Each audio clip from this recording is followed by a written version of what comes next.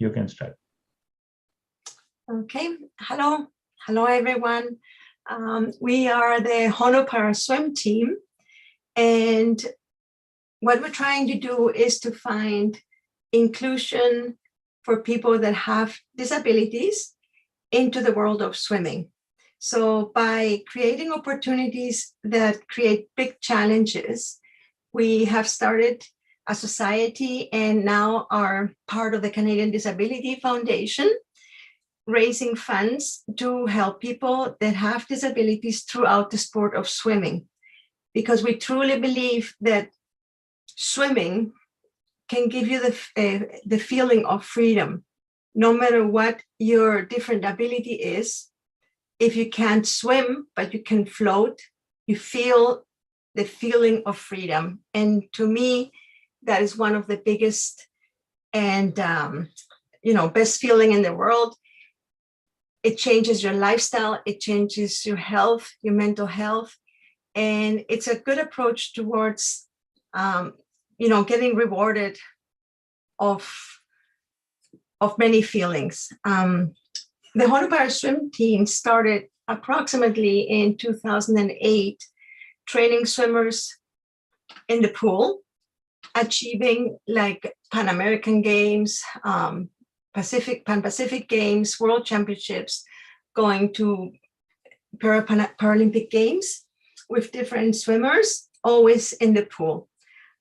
This is where I found that I love coaching people that have different abilities.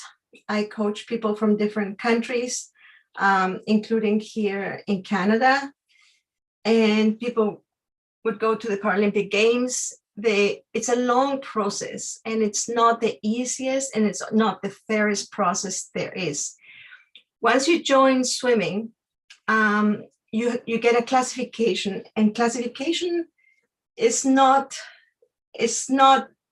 sometimes it's not really the classification that you should achieve, because there's not so many classes. In para swimming, there are existing now 14 different classes. From 1 to 10 is physical disabilities, 11, 12, and 13 is visual disabilities, and 14 is mental disabilities.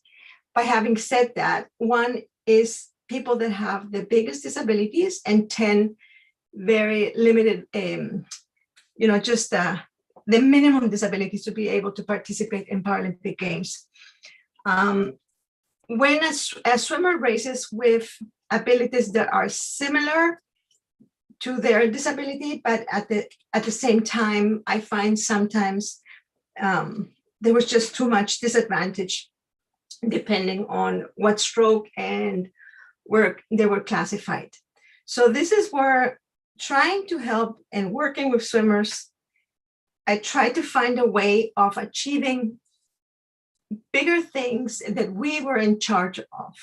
So having a dream, working towards that dream, and then achieving something that can help the team.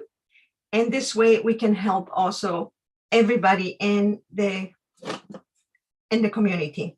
So what we did is we started to swim open water and created a team that's called the Honu Para Swim team. Honu means sea turtle in Hawaiian. And to me, the sea turtle represents, a little bit of what we're doing on land, in danger and slow. And once it hits the water, it's fast and free.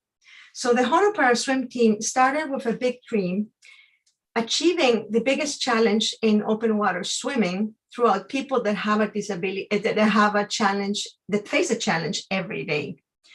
So we registered and we trained to swim the English Channel. In 2014, we were the first ever Paralympic team that swam across the English Channel. It was a 6 swimmers team. And we did that. We just actually did that 8 years ago. And we achieved it on the 22nd of June of 2014.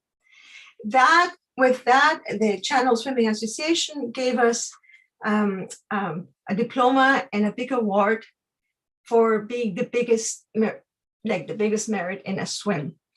After that, we signed up for 2015, again, trying to swim the English Channel. And the weather was so bad that we did get an opportunity. In 2016, we went 2 times to swim the English Channel with 6 different Paralympic swimmers, actually 8 at that time, 6 and 6, from different countries. We had Canada, Mexico, Argentina, and Chile. And we actually had 2 successful crossings, one of them being the fastest crossing of the season. For those 2 swims, we also achieved the 2 big trophies, which is the 2 big trophies, one's being the fastest relay of the season, and the other one also the most challenging relay, the Susan Taylor Award. After that, we were working towards a dream from a swimmer. He is a Mexican swimmer, and his name is Pedro Rangel Haro. When he met me in around 2010, and he found out that I swam the English Channel, he asked me to take him to swim the English Channel because that was his dream. At the moment, I said immediately, yes, I will take you. And to be honest, that night, I was not able to sleep. I had no idea how we were going to be able to fulfill his dream. But I said yes, and I said, I will coach you and we'll make it happen.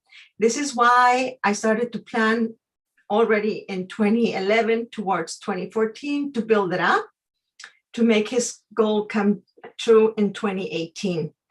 With what we did with this is Pedro is a Mexican swimmer.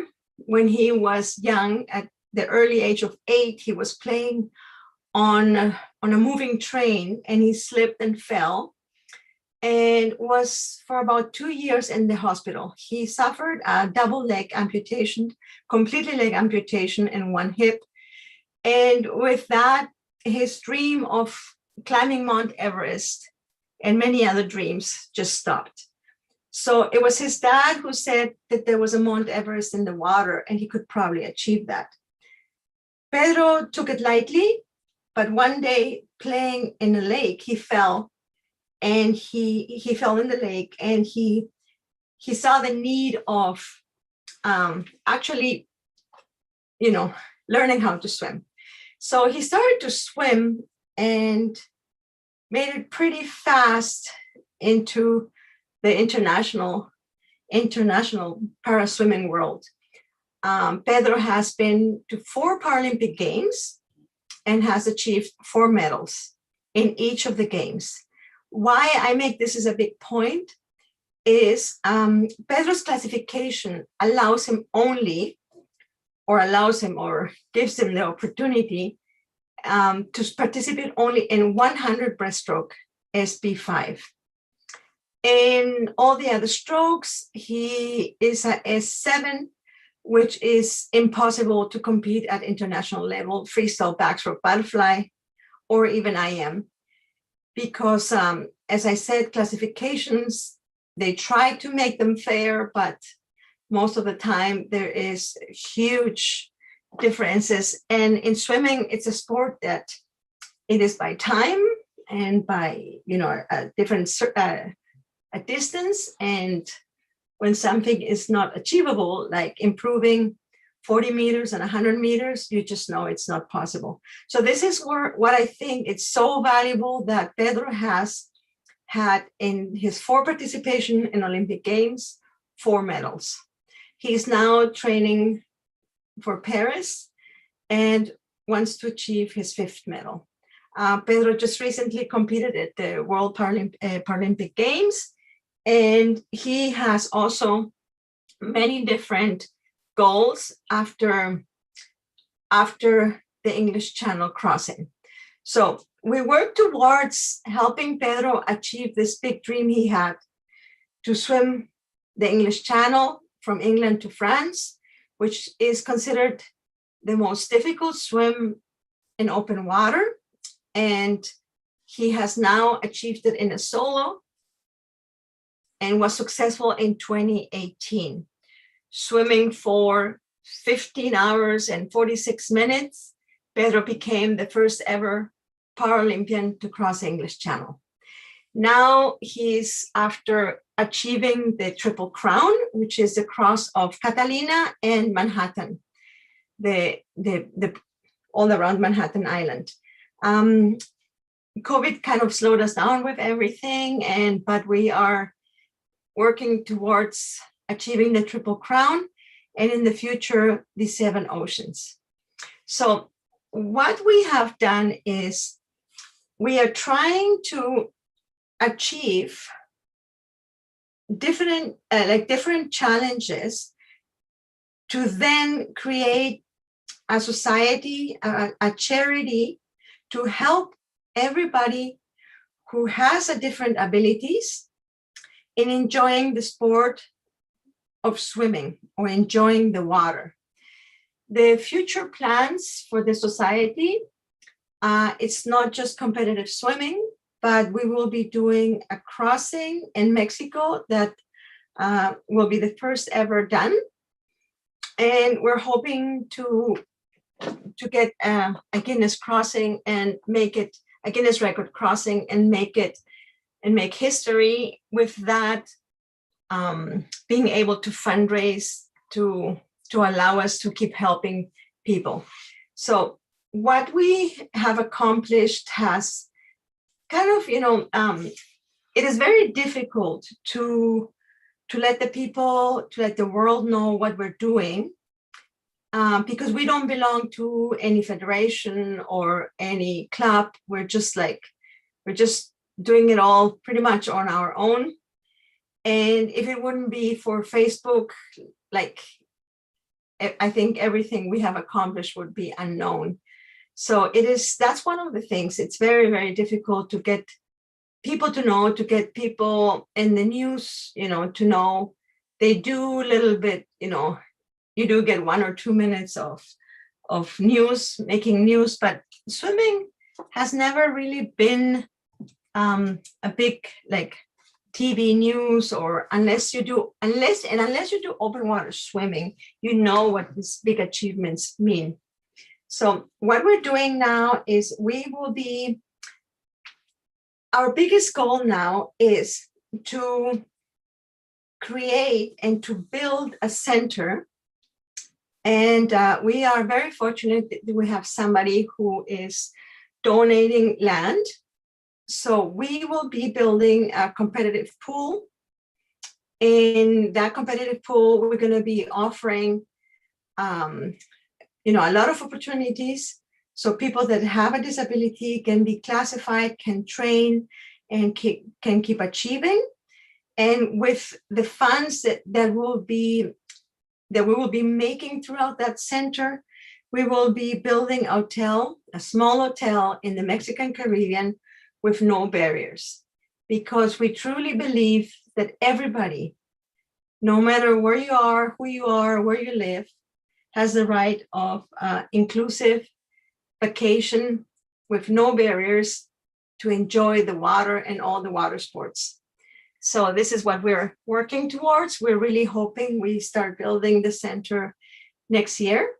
It is in the Mexican Caribbean, which will be a beautiful opportunity to go and travel.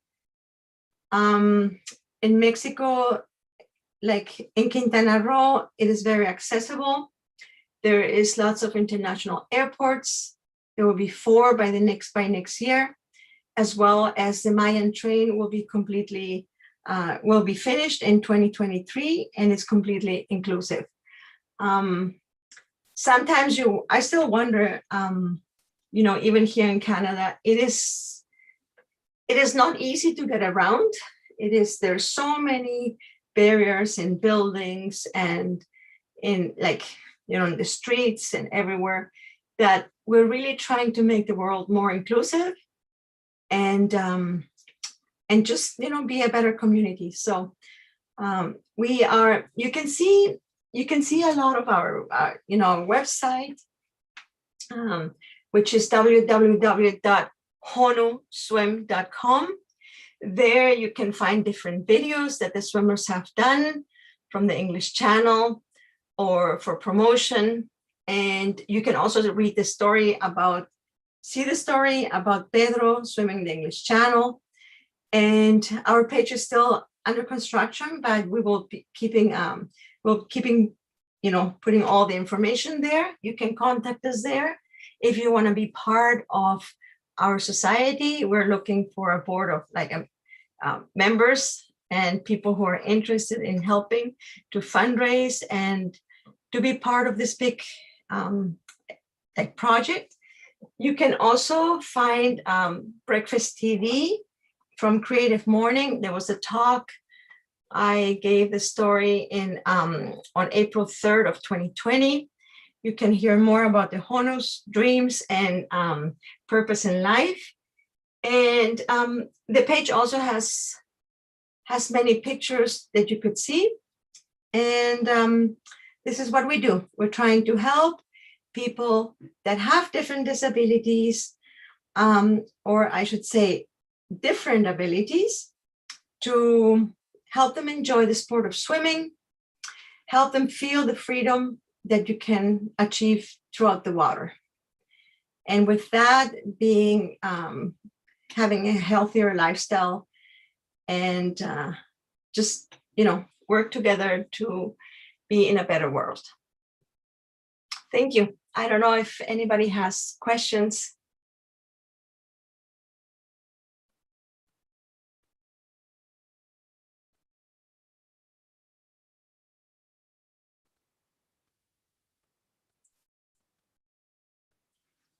Hello.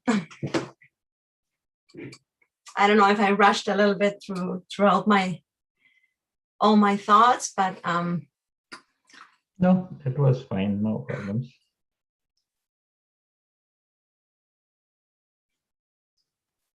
So at the moment, we're based in Vancouver. We belong to the Canadian Disability Foundation. Mm-hmm. And we will be soon starting a big fundraiser, Keep the Dream Afloat, to build the center in Mexico. We're going to do that next year. Someone has donated the land. I also have people who are interested in the project and will build the pool. Mm-hmm. And I think it's all coming together. It's Nice. One step at a time, but I think that we will be able to, to give to everyone. 100%. Yes. It would be good. Mm-hmm.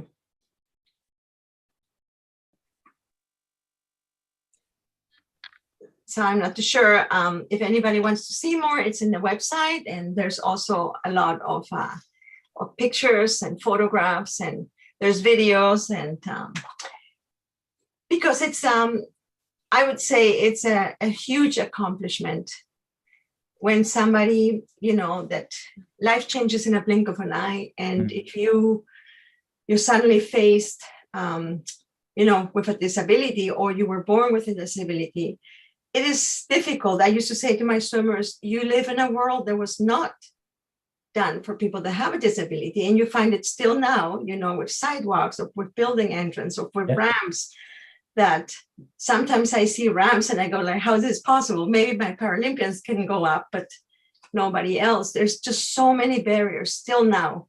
Yeah. And it's 2022, and it would be time they would be include and make it more accessible everywhere, because the world is everybody's, and everybody should be able to enjoy.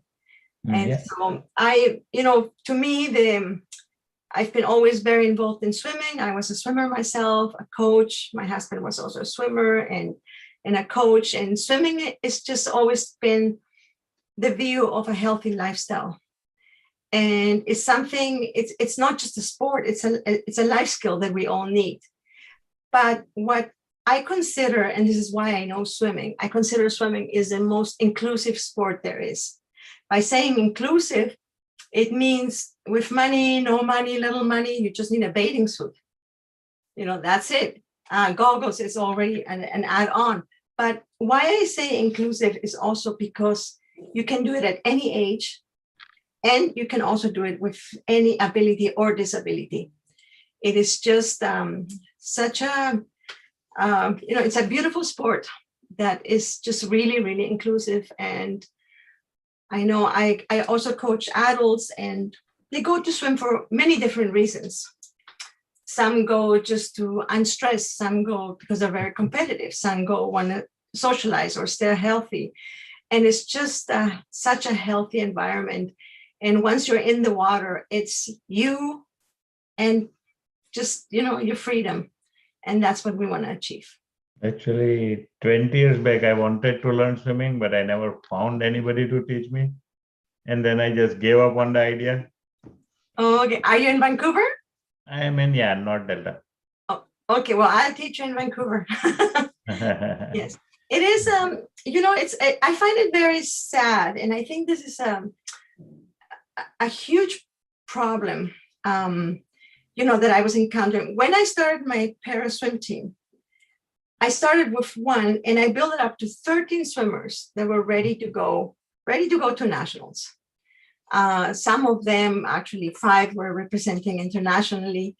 But there's always all these rules, and the rec centers are not open to have rules. And we had to be part of a swim club. And then the swim club didn't have room or time for a person that had a different ability. They just didn't want to give any lane space.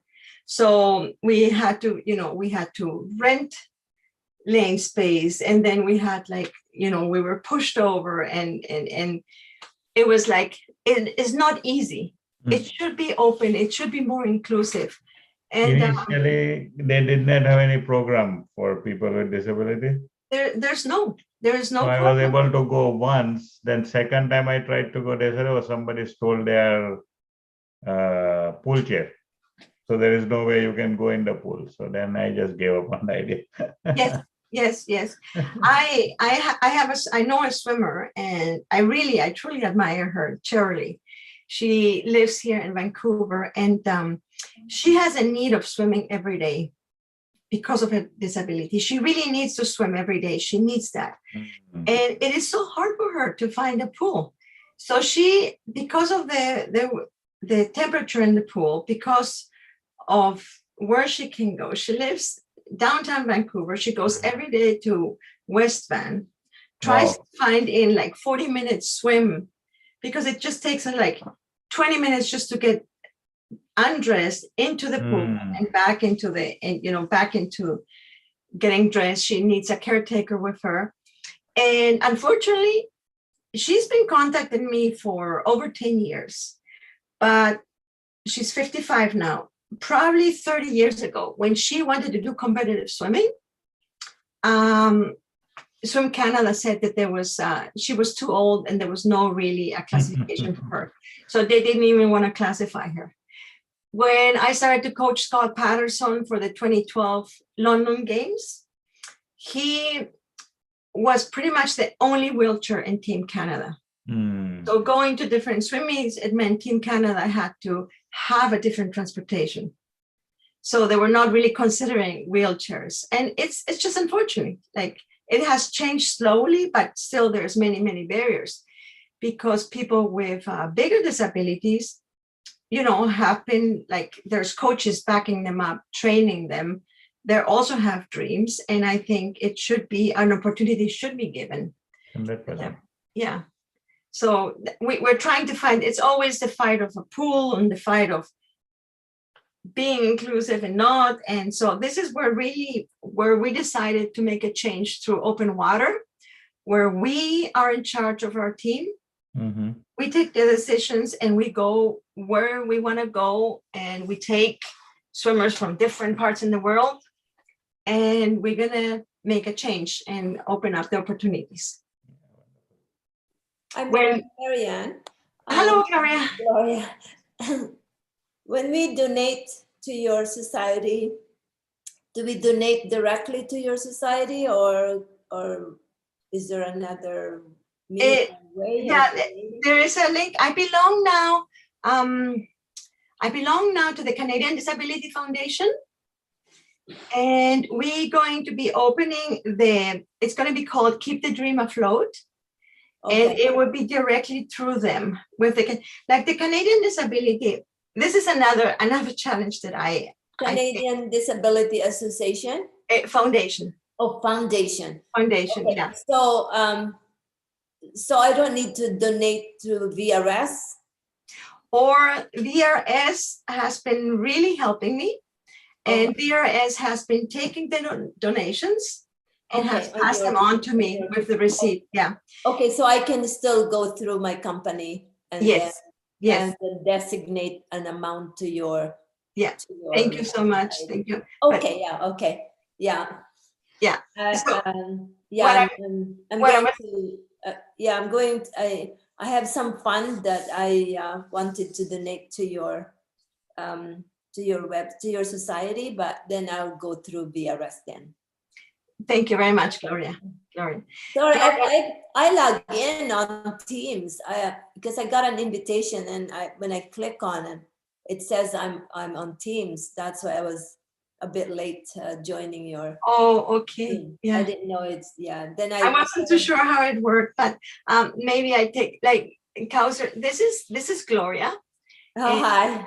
Gloria has worked how long for VRS? 28 years.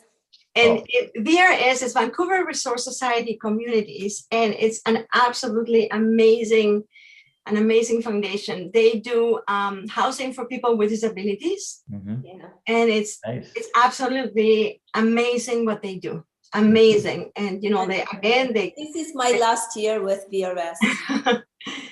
28 years, so I'm leaving at the end of the year. Yeah. After 28 years, yeah. I started in July 1994.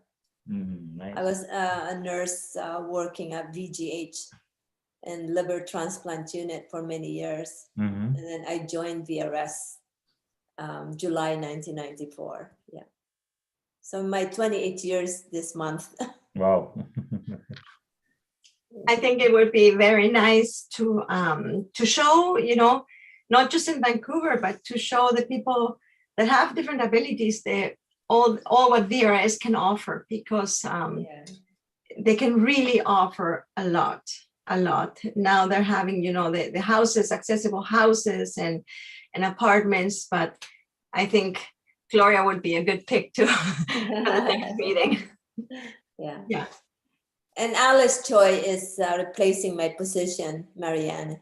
Oh, Alice. Okay. Alice Choi, yeah. Okay.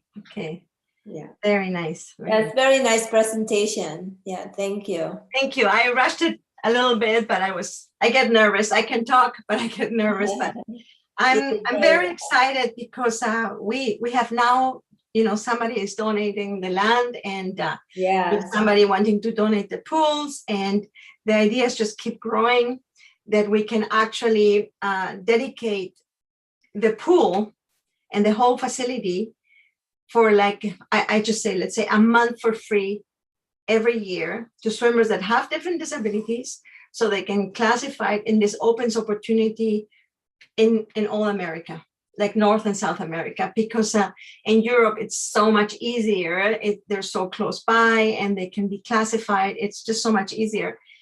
And when it comes to Olympic Games, you can see the difference of competitors. So we want to give them the opportunity without the cost of, the room and board and training, to be classified and then get a good shot at being in competitive swimming.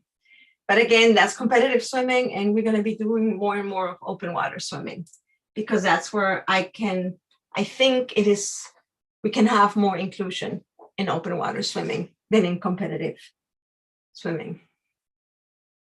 So I don't know. But yeah, you can come and swim one day. I can give you some tips. I'm a lot in the Vancouver Aquatic Center, and we break some rules, but we make it happen. Yeah. 100%. Maybe I'll try someday. Yeah. Thank you. Okay. So do you want to continue, or do you want me to end the call? Yes, I think so. If anybody wants to, they can contact me on my email. That's info@honuswim.com. And I'll be more than put it in the chat. info@Honu, that's HONU swim.com. And I'd be happy to answer questions or see them swim or include them in one of our new challenges. When I mentioned about Cherry, she wants to swim, she wants to be part of the English Channel. And I understand, with her disability, it is very difficult, but because of the water temperature and the currents. So we want to do a big fundraiser where we're going to swim the English Channel mileage inside a pool. So we're trying to plan this fundraiser to the end of the year. But we will be putting more in the website. Thank you very much. Okay, I'll let you go then. Thank you so much. Thank you very much. Nice. Thank you. Bye, everyone. Bye-bye.